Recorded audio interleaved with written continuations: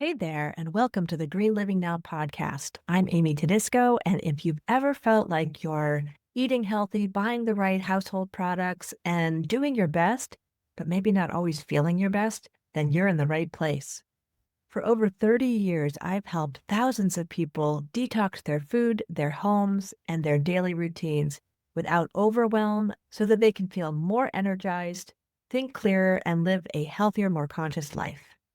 This podcast is all about practical, honest conversations around clean food, safer household products, and holistic lifestyle choices that actually support your well-being. This episode dives into the deeper layers of healing beyond the physical, into the energetic. I'm talking with Dr. Christina about the unseen forces that impact our bodies, our animals, and the earth itself. This wasn't just a conversation. It was a powerful reminder that real healing is possible when we honor the unseen and reconnect with nature, animals, and ourselves.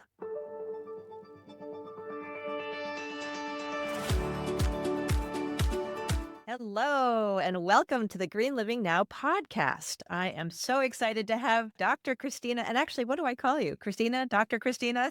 Any of the above. Dr. Christina's great. Perfect. Dr. Christina is with us.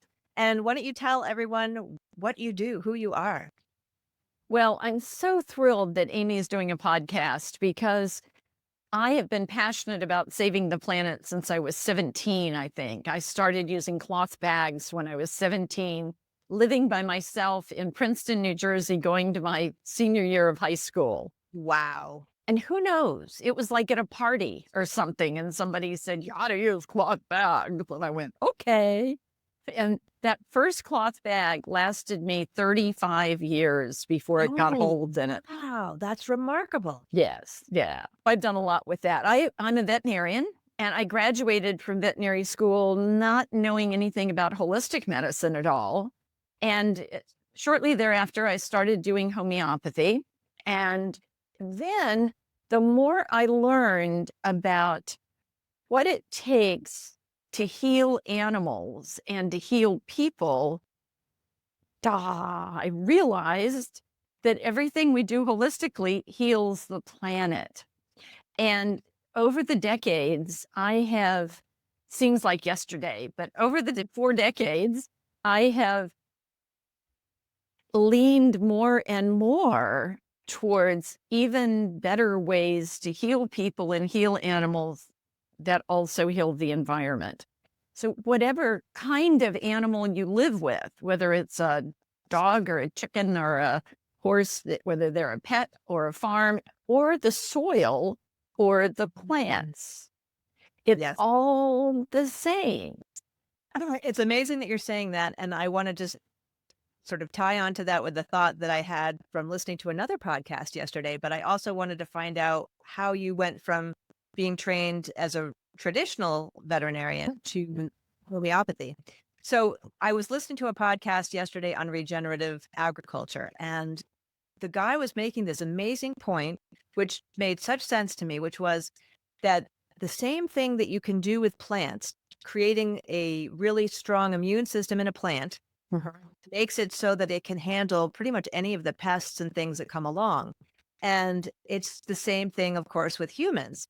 And then the other piece that makes it even more cool is just the idea that the more we do this for ourselves and for the way we grow our food, the better it is for the environment and for all of us. So it just felt like this really cool loop to articulate. It's a complete, absolute circle. And you do the same thing for the soil.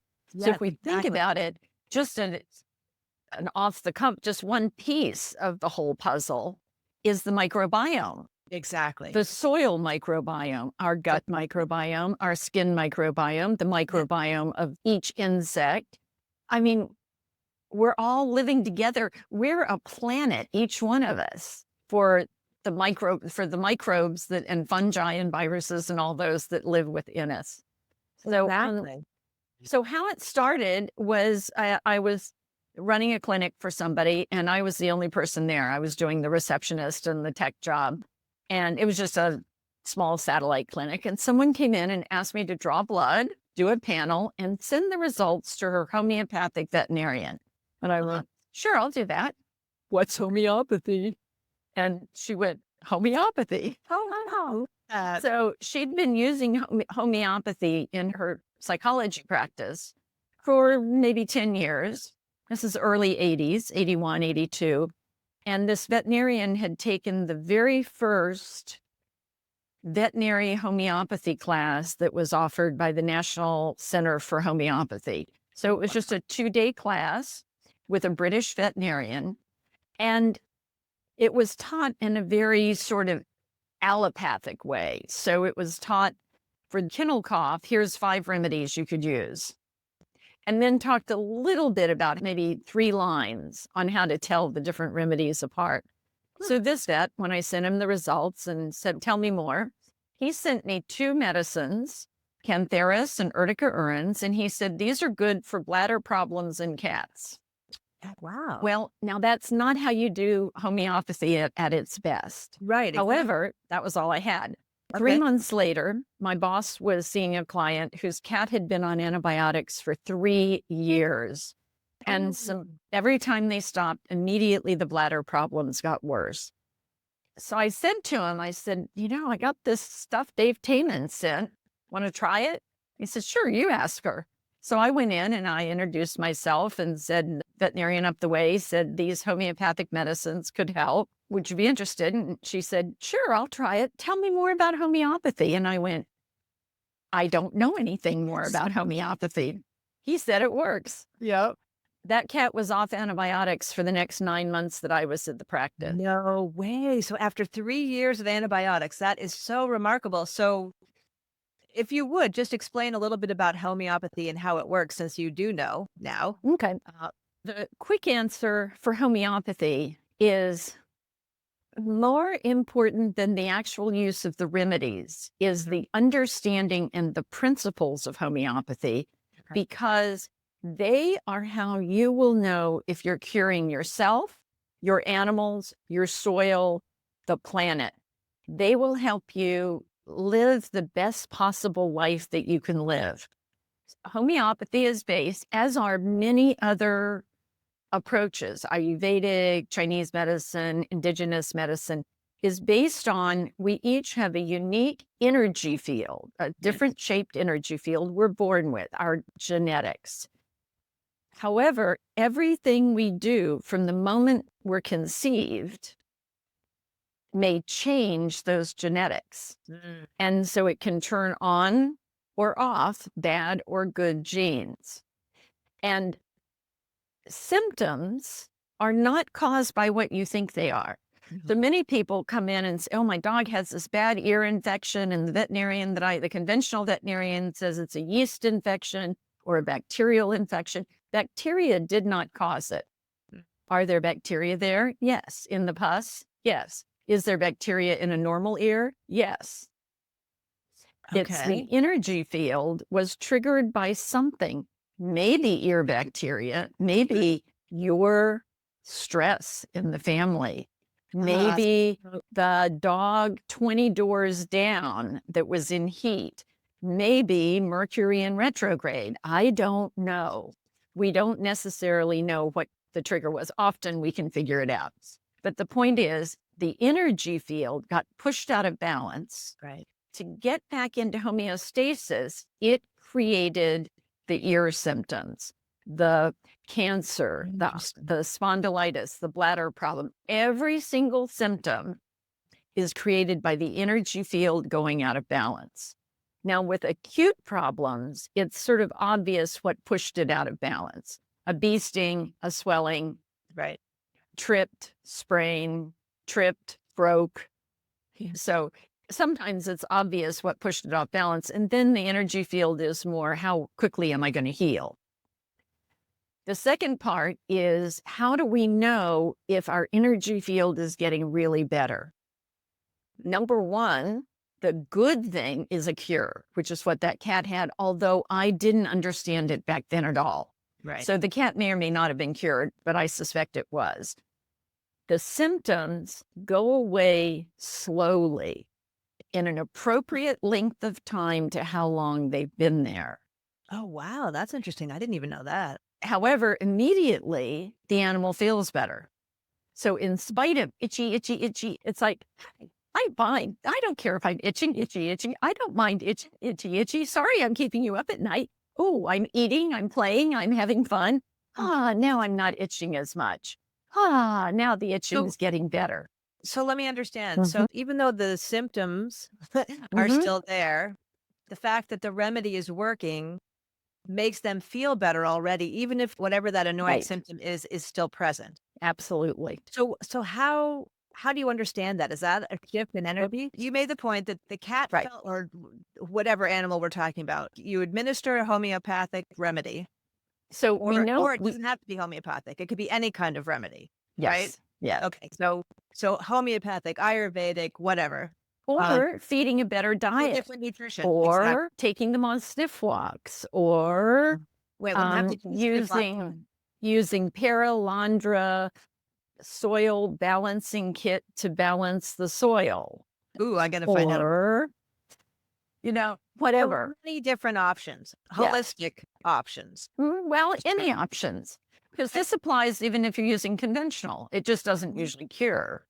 Well, that was what I was thinking. So the fact that the symptom that had brought the animal Mhm. to you may still be there, something has shifted. What do you attribute that to?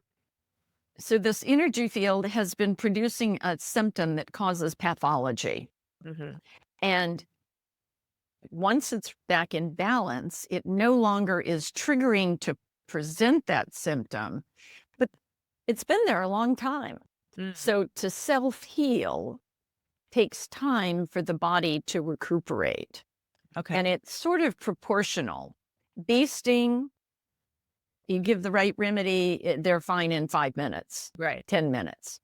Arthritis that's been there for 10 years, they're going to feel better. And maybe in 2 or 3 weeks, you'll notice, oh, she's walked up 3 steps now and she couldn't before. And then, oh, she doesn't want to turn around as soon as she did. Oh, so there's slow, steady, the body is re-nourishing itself and getting itself back on the right path. So the whole goal is really to get that homeostasis back of the Yes. energy field. Yes, Okay. absolutely. Now, the You, second, before it'll help explain it by hearing the other responses. Sure. Another response is palliation or amelioration. Okay. And that's where the symptom quickly goes away. You give a steroid, you give an herb, and then it comes right back. Mm. Or as long as you're giving the treatment, it's gone. An animal that has a stiff shoulder, you go in for acupuncture, and usually it's 2 or 3 times within a couple of weeks. It's repeated. Mhm. But then if you have to keep going back every 2 weeks, you're just palliating. So that even happens with herbs and other sort of holistic natural things? Everything. It happens with everything. Oh, wow. I didn't really And that, think about so that. So as long as they're continuing to take whatever it is, the symptoms are better. right. So it's not actually healing them from within. Exactly. Ooh, okay. Exactly. And so the clue is this feeling better, Okay. number one, and we'll talk about early warning signs in a minute, but Yeah. all sorts of clues that at a deep level, we're better is what you're looking for. Okay. So palliation is temporary. Now, sometimes it's hard to tell if you're moving towards a cure Right. or if you're palliating. You may not know that for a month or 2 or 3 or even longer, but at some point, you'll realize that. And is it Now, because you stopped taking whatever it was that was creating that well, reaction? or you're still giving it and the symptoms are gone or they're starting to come back and you're then having to look for something else, Ah. or they're just, you Even think, while you're oh, still taking that same right, thing, it can still come back. Okay. right. Or they're, now they're getting, maybe you think they're getting old. Hmm. And the passage of years does not create symptoms.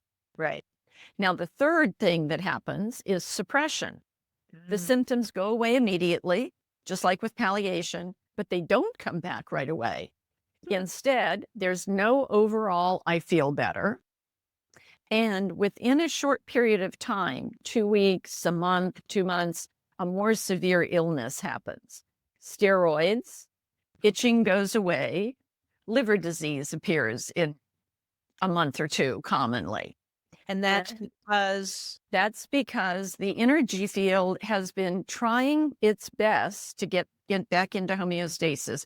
It's Right. been producing this symptom, itching, to Yep. get back into balance. Okay. It just couldn't do enough itching to get back in balance, but we want to help it. So we give it a remedy that shifts the disease of the vital force of the energy field so that it goes, oh, well, I can't do that anymore. Okay, now, how am I going to get back into homeostasis? What else can I do?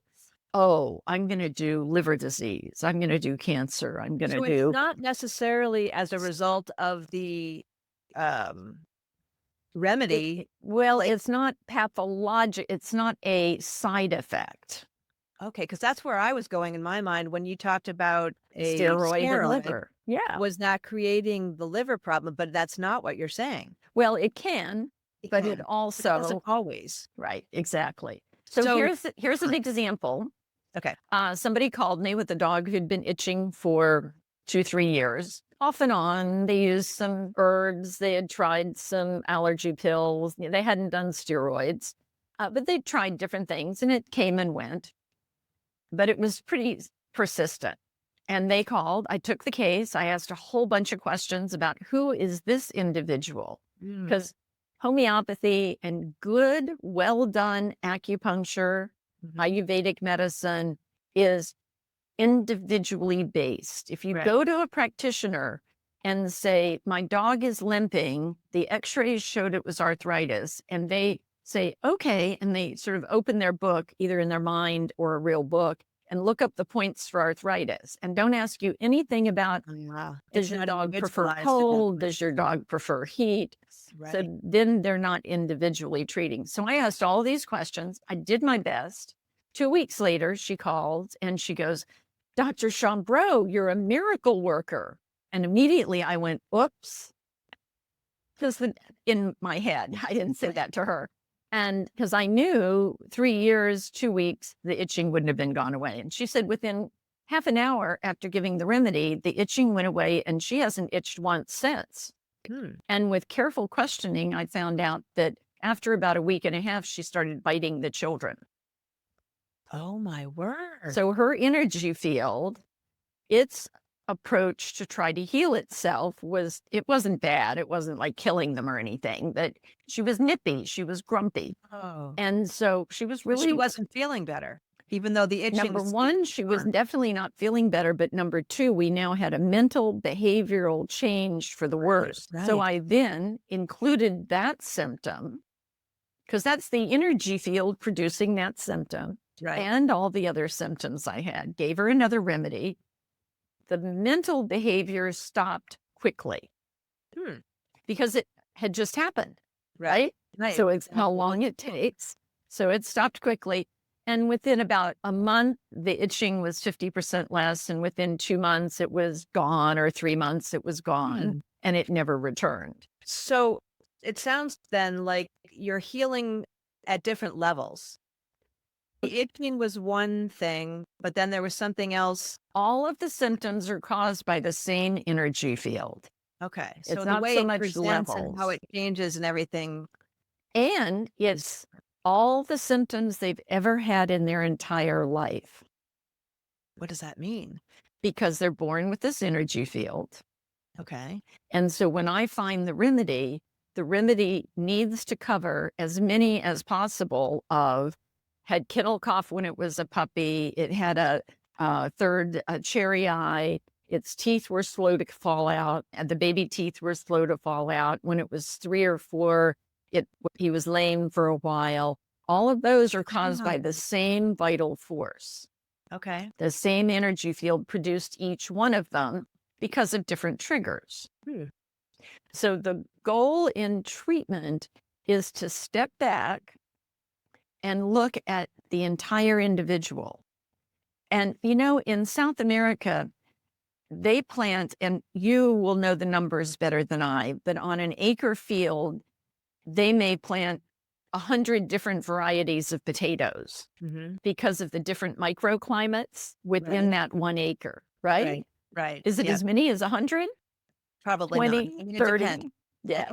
In the US, it probably would be very little because we have these monocropping Right. field, right? But in a place Well- where they actually have a variety of microclimates, it could Or even be your growing. field in Vermont. Yeah. I mean, actually, our strawberries that are closest to the house in the field, so I'm overlooking the farm in the house. Those strawberries that are closer to the house where there's a little bit of a tree line actually ripen faster because they're a little more protected versus the ones that are closer down to the farm stand. Now Same that makes, field, same soil, but but a little bit of different shade, not even shade. Oh, It's just that behind more it. protected. Yeah, behind it, more there's protected. a little row of trees. Mhm. Yeah. But that's more direct. What would be more interesting is if you planted 5 different varieties of strawberries, Right. and you could maybe intuitively ask each strawberry where it wanted to live. That's an interesting thought because we do plant varieties. We have 2 or 3 different varieties of strawberries, and then the blueberries, there's 2 or 3 different varieties. Yeah. Of course, the blueberries stay put once they're planted, but the strawberries were constantly growing for 2 years, maybe, and then turning them back into the soil, and we've been planting new ones each time. So I think somehow the Peruvians have figured out where to plant what. They know how to listen. They know how to see. So you're stepping Totally back and different. looking at the whole field, and then you're looking at the parts of the field, and then you make a correction, and then you see, am I getting the same pests year after year, and I'm having to use the same treatments year after year? Or do the pests go away and then I get worse pests? Or do the pests go away and then the crop is stunted the next year? That's suppression. Right. Retaliation. And cure is these fields. I've seen people lecture on this where there was a field that had literally a quarter of an inch of topsoil. And when you get, they did like a cut through and you can see hard, rocky stuff, and then a little bit of topsoil on the top. And then it was 2 different lectures. One was the guy in Virginia, Holy Cows and Hog Heaven. Oh, yeah, he's great. I can't think of his name now. And what he does, Joel Salatin, is it? yeah, Joel Salatin. Okay, he's Joel awesome, yeah. Salatin. So what he did was he just pastured the cows and he let the chickens follow the cows and he didn't use any intervention. And within 1 year, he had soil that was yay deep. Amazing. The other one was a farmer in Minnesota that was doing biodynamic farming. And within 1 year, he had gotten soil that was much deeper. Wow. And that's a cure. Yes. Or moving towards a cure, depending on how much restoration is needed in a particular area. Yeah. So that's the basis of homeopathy is identifying all the symptoms that have ever been present, finding a treatment. In homeopathy, it'd be a homeopathic medicine that in testing gave the same symptoms. Right. Like cures like. Like cures like. Yes. But it could be any treatment. And then evaluating, is it curing, moving towards a cure, palliating, or suppressing? Right. And it's not always clear, but the more you learn about that approach, the better you're going to be at helping your animal's health, your health, and the planet's health. Right. You mentioned something really interesting about healing energy for animals as opposed to just giving a remedy or an herb, etc. Can you talk a little bit more about how your energy as the human caretaker of an animal can actually play a role in their health as well as their own energy? Yeah, actually, there's sort of 2 parts to this. One is they've done a lot of studies now. HeartMath particularly has done this, where they've measured the impact of your thoughts and feelings, and it goes out huge distances in front of you, multiple feet in front of you, and people pick that up. They've done it probably decades ago when they were doing psychic studies, and people could pick up what somebody else was thinking. Yeah. They're going to pick up emotions as well as mental thoughts. Right. And the dogs and cats and horses are even more sensitive Totally, totally. And it, just so listeners get a sense of what we're talking about, it's sort of that feeling when you walk into a room and you see somebody in the corner and you feel like, ooh, there's something about that person's energy. I don't want to go over and talk to them. And then there's somebody else and you just feel this more attractive energy, not necessarily that they're physically attractive, but that their energetic being is saying it's more like whatever you feel comfortable with. Right. That And makes it's that. And imagine that you have British ancestry and you were raised in a fairly stoic British family, okay. and you are now being an au pair in Italy. Ooh, And in Italy, how are people? They're very loud and they get angry and then they're hugging each other. And you're like, oh my God, what is this? Oh, yes, yes. and you could actually become ill because it stresses you. Ah, Or you could be a British person by anybody's just brief evaluation. You could have these four people, and one would go and become sick. The other one would go, God, they're crazy. I guess I'll just let them be and I'll be me. yeah. And another one might go, hey, that's a lot more fun. I'm going to do that. And another one just goes along and does, I don't know, what are they doing? Huh? You mean I'm different than you? And Right. So so, the response to each of these things makes a huge difference as exactly. to how that impacts the body. Well, body, mind, spirit, right? Right. The whole kit and caboodle. So therefore, it's not that you are causing your animal to be sick because Right. of how you act. Right. So take the guilt away. Good. Next, how you think can be affecting your animal. It might be affecting your animal, particularly if your emotions and thoughts are about your animal. Exactly. Oh my If you're God, stressed- the vet said she's got kidney disease and I have to euthanize her and she's going to die a painful death. And I don't want to, and what else can I do? Right. There are holistic vets that will give you different answers. Right. And there are places you can go to find those. And I'm one of them to Yes. help you find them. I'm not practicing anymore, but I help people find what they need along this whole path. So Yes. what you put out can affect your animals. Right. And it's an important piece, but it's also affecting you. So the more you work on yourself, the better your animals will be. Sometimes animals are choosing a lifetime to be with us, to get sick, to have us realize what the heck is going on with us. Oh, that's interesting. So, in other words, their sickness and how it impacts us is to wake us up in some way. Yes. That's so interesting. And sometimes they get better and sometimes they don't. I mean, I've got so many different stories about all of that. So Mm. that's one. Can you just Then- give one example, your best story on that? Yeah, I don't know if there's a best, but the one that pops up Yeah. is I was treating by phone a much older dog who was not doing very well. We were sort of hanging in there, I thought, and I suggested she come to see a chiropractor for people. This is maybe 30 years ago, chiropractor for people that was near me. And I said, I'll come down and see the dog.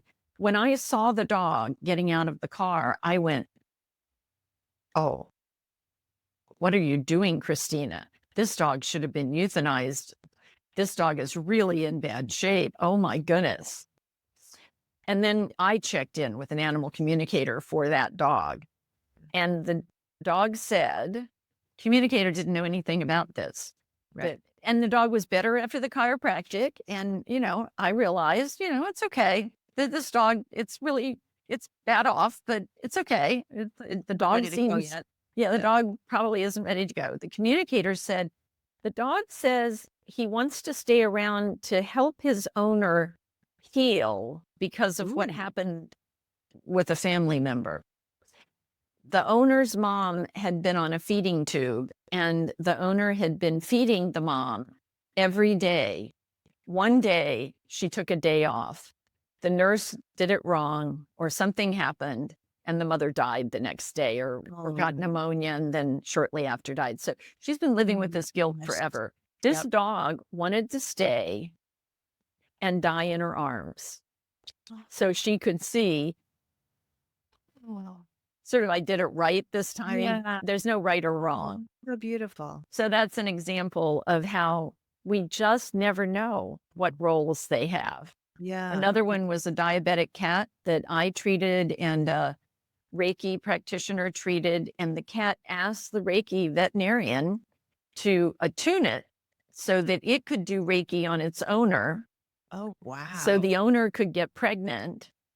And then 2 months after the baby was born, the cat died because it'd done its job.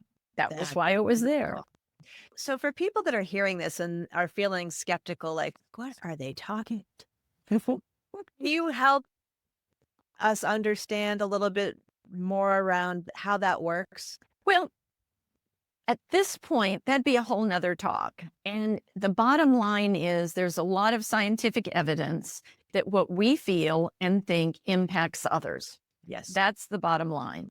And what we feel and we think can be picked up by machines and by other people. Okay. So it does exist. Science doesn't know quite how it works, but it has definitely, and of course, if you look for quackbusters on it, you'll find that too. So the point here is do the best you can Right. to observe your animal in its living environment. Mm-hmm. Does it go hide when you and your husband argue? Or does it come hang out with you when you guys are arguing? Yeah. Or does it develop diarrhea the day after there's a big furor? Just pay attention. Right. Does your dog get diarrhea after Thanksgiving dinner and a lot of things have been fed to it it's not used to, and it's been on a kibble instead of a fresh food diet? Right. So observe, pay attention. That's But now the second thing of energy that I want to bring up is, as I said, over the years, I was doing homeopathy. Okay, not much is made to make a homeopathic medicine. A little bit of an herb, 1 bee for 100 years. Yep. But it still is made in a factory. Somebody made the sugar pill, somebody bottled it, then it got shipped, just like drugs. Drugs or ingredients come in, it's bottled, it's shipped. Chinese medicine, acupuncture needles, each one's in a piece of paper. You got to throw away the paper. Yeah.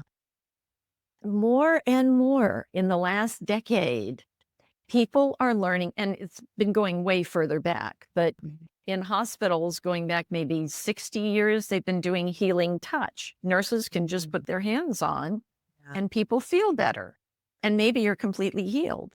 Yeah. And now there's healing touch for animals. There's Reiki, healing touch, quantum, scalar, Bankston method, Webb method. There's theta, huge numbers of different ways that are literally channeling energy in some way we may or may not understand, that can heal your animal.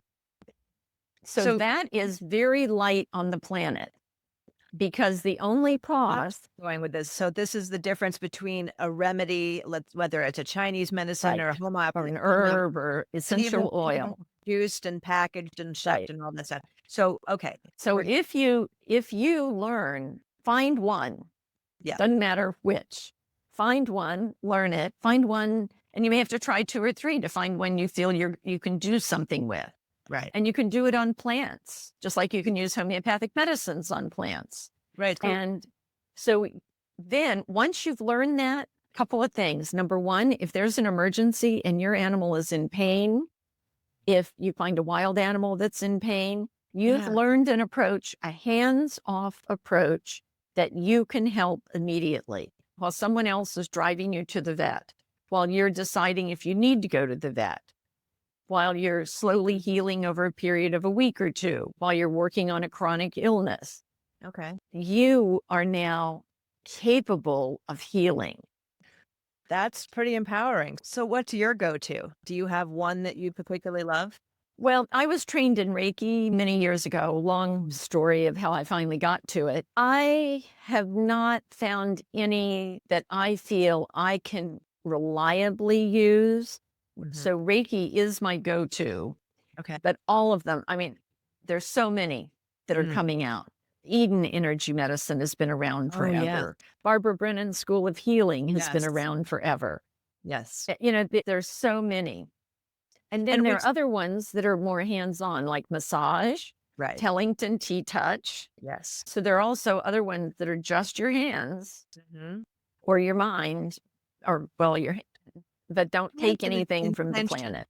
I would say intention is Tension. because Yeah. I was trained in polarity therapy many There years you ago, go. right? Kind of before Reiki became very popular. And one of the things that I remember the teacher telling us was that you don't have to necessarily get the spots exactly right as long as your intention is there. And I think Absolutely. that makes sense. And then you have to know, is it working or not? And that goes back to cure, palliation, and suppression. Right. So today we've talked a little less about the green and Right. Which is fine. I was which is looking fine. for Yep. This is holistic great. We've talked a little less about healing. there, and we should do another hour on all the things that you can do that really will make a huge difference for the planet. But Mhm. the biggest difference that you can make for the planet is to not be afraid, is to learn that you have an ability to heal, that you can make decisions, that you don't have to do what the veterinarian says, Yeah. that you can stop at any moment and say, are we curing, palliating, or suppressing? Right.